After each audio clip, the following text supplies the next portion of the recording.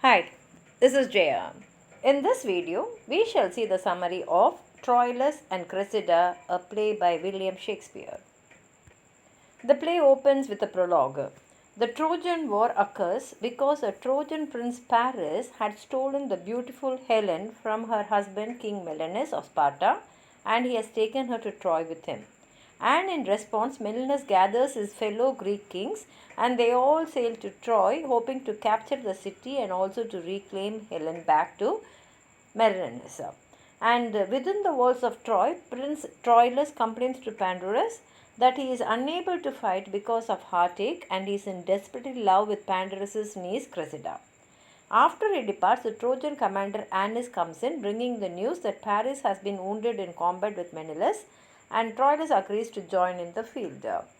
Cressida converses with her servant, who recounts how a Greek warrior named Ajax managed to overcome the great Trojan prince Hector the previous day, and says that Hector is now fighting furiously because of this defeat. And Cressida is now joined by Pandarus, who says that Troilus is a greater man than Hector. At that time, several Trojan lords pass by, including Antenor, Aeneas, Hector, and Paris, and Pandarus again tells that none of them can match Troilus. He then leaves Cressida, promising to bring a token of love from Troilus.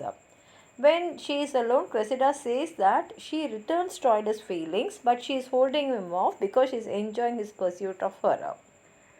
In the Greek camp, King Agamemnon is conversing with his lieutenants and fellow kings.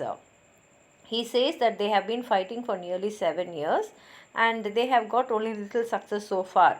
But he advises them, saying that they should welcome the adversity that the long war represents, since only in difficult times greatness will emerge. Nestor, the oldest of the Greek commanders, cites examples of how heroism emerges from hardship, and Ulysses points out that the Greek army is facing a crisis because of a breakdown in authority within the Greek camp. Instead of being united, they are divided into factions. For example, Achilles refuses to fight and always stays in his tent, while Patroclus ridicules the Greek commanders, and others like Ajax and his foul-mouthed slave Theseus follow this example, and therefore the entire army is corrupted. Aeneas appears under the flag of truce, and he has brought a challenge from Hector, and Hector has offered to fight any Greek lord in single combat with the honor of their respective wives as an issue. The Greeks agreed to find a companion and offer Aeneas hospitality. As Aeneas is led away, Ulysses tells Nestor that this challenge is truly directed at Achilles, since only Achilles could match the great Hector in battle. But to have Achilles fight Hector would be dangerous, because if Achilles lost, then the whole entire army will be disheartened. And therefore, Ulysses gives a suggestion. He says that they should have Ajax fight Hector instead, and even if Ajax loses, they can say that Achilles would have won if he was in that place. At the same time, by choosing Ajax as the champion, they will infuriate Achilles, and perhaps that will make him to rejoin the war, bringing him with all his soldiers. Nestor agrees to the plan. And now in the Greek camp, Ajax summons his slave Theseus and orders him to find out the nature of the proclamation that has just been posted. Theseus refuses to obey and instead curses his master and the Greeks, provoking Ajax to beat him. Achilles and Patroclus come in and send him away, and Achilles tells Ajax the news of Hector's challenge to any brave Greek warrior. In Troy, King Priam and his sons debate about continuing the war, when they can actually end the war by returning Helen to the Greeks. Hector's sister Cassandra, a prophetess and who is considered mad, dashes in and cries that if they do not let Helen go back, then Troy will burn. But when she is gone, Troilus dismisses her warning and argues that they must keep Helen for the sake of their honor, and Paris also supports him. Hector retorts that this is why young men cannot be trusted to make moral decisions, because their passions overwhelms their reason. But Troilus says that Helen is a theme of honor, and now Hector agrees to continue the war. He reports the challenge that has been sent out to the Greeks and how he hopes it will bring Achilles to the field. Alone, Thucydides sneers at the pretensions of both Ajax and Achilles, and when Patroclus and Achilles appear, he calls them fools. They see the Greek commanders Agamemnon, Ulysses, Nestor, and Diomedes approaching, accompanied by Achilles and Ajax, and they quickly retire to their tents. When Achilles retires to the tents, Agamemnon asks to see him. Patroclus tells the general that Achilles is ill. Agamemnon grows angry, but Achilles refuses to come out of the tent and tells Ulysses that he still refuses to fight the Trojans. Agamemnon suggests that Ajax go in and plead with Achilles, but Ulysses declares that doing so would be insulting to Ajax, and then he, with the other Greek commanders, praises Ajax profusely, saying that Ajax is the best of the warriors. And they also agree to leave Achilles in his tent and decide that Ajax will be the champion against Hector the next day. In Troy, Pandarus converses with a servant while he waits to speak with Paris and Helen. When they come in, he compliments Helen profusely and asks her to make excuses for Troilus if Priam asks him at dinner that night. Paris and Helen ask where Troilus will be dining, and Pandarus refuses to tell him, but they both guess that he will be in pursuit of Cressida, and they make bawdy jokes about it as they depart to greet the returning warriors. Pandarus finds Troilus and assures him that his desire for Cressida will soon be satisfied. He goes out and brings in Cressida and departs, and they profess their love for one another. In the Greek encampment, Cressida's father Calchas, who has betrayed Troy in order to join the Greeks, asks the Greek general to grant him a favor. He asks that they exchange the Trojan commander Antenor for his daughter so that he might be reunited with her. Agamemnon agrees and orders Diomedes to supervise the exchange.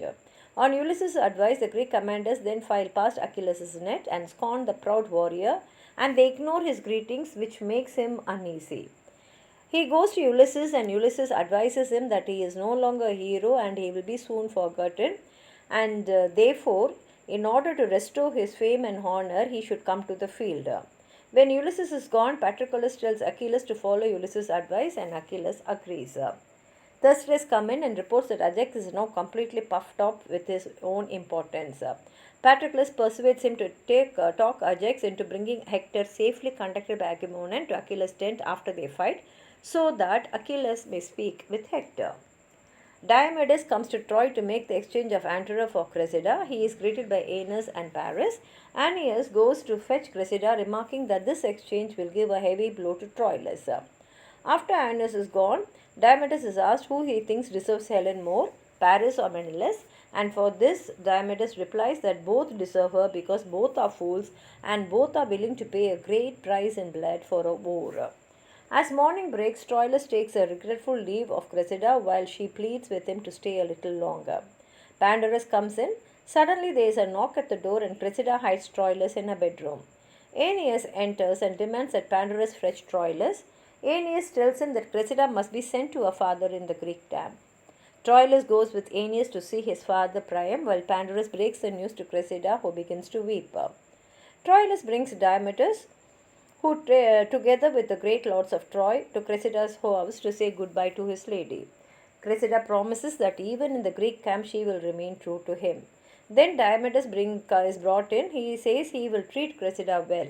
At that moment, a trumpet sounds, calling them all to Greek camp for the duel between Hector and Ajax. In the Greek camp, the newly arrived Cressida is greeted by all the Greek commanders, and Ulysses insists that she be kissed by everyone, but he refuses to kiss her himself, and when she is gone, he declares that she is a loose, unvirtuous woman. Aeneas remarks that since Ajax and Hector are related, Hector's whole heart will not be in this fight. Ulysses tells Agamemnon that Troilus may even be a greater man than Hector. Achilles boasts to Patroclus how he will kill Hector, and these two encounter Thessalus, who delivers a letter to Achilles. The letter is from the Trojan princess Polyxena, whom Achilles loves, and it begs him not to fight the next day, and he tells Patroclus sadly that he must obey her wishes. Diomedes slips off to see Cressida, and Ulysses and Troilus follow him. Thersites also follows him. And at Calchas' tent, Diomedes calls to Cressida, and her father fetches her. Now Diomedes woos Cressida, who fends him off, but she never allows him to leave her. Finally, she gives him a sleeve that Troilus presented to her as a token of love, and promises to wait for him later when he will come to sleep with her. When they are gone, Troilus, who has been watching all this, pledges to kill him. Hector girds for battle while his wife Andromache and his sister Cassandra plead with him not to go. Both have had a bad dream prophesying his death, but he dismisses their warning. Troilus comes in and says that he will slay as many men as he can in the war. Cassandra leads Priam in, and the old king also pleads with his son not to fight, saying that he too feels foreboding about this day, but Hector refuses to listen and goes to the battlefield. Pandarus brings Troilus a letter from Cressida, but Troilus tears it up without opening it and follows Hector out to the field. As the battle rages, Thersites wanders the field, escaping death by brazen cowardice. Agamemnon summarizes the way the Greeks are doing badly in the battle, including that Doris is taken prisoner and Patroclus probably slain. Achilles asks where Hector is. Troilus calls Diomedes a traitor for capturing his horse. Diomedes ejects and Troilus exit fighting. Hector spares the unprepared Achilles, who has not yet dressed in his armor, but Achilles boasts that Hector was simply fortunate to find him unarmed. Menelaus and Paris enter the scene fighting. Thersites is confronted by a bastard son of Priam, but he declares that as he himself is a bastard, they have no business fighting each other. Achilles and his men find Hector, who has taken off his armor in order to try on the golden armor of the warrior he has conquered. They surround him and stab him to death. Agamemnon, Ajax, Menelaus, Nestor, Demetrius, and others enter marching. Word spread among the Greeks of the death of Hector. Troilus informs the Trojans of Hector's death and curses Pandarus. Pandarus delivers a bitter monologue, cursing the audience with the venereal disease he claims to be dying from. And the play ends with this strikingly cynical, grotesque note. If you have anything more to add on to what I've said, please write it in the comment box, like the video, share it with your friends, and if you have not subscribed my channel, please subscribe and support. Thank you.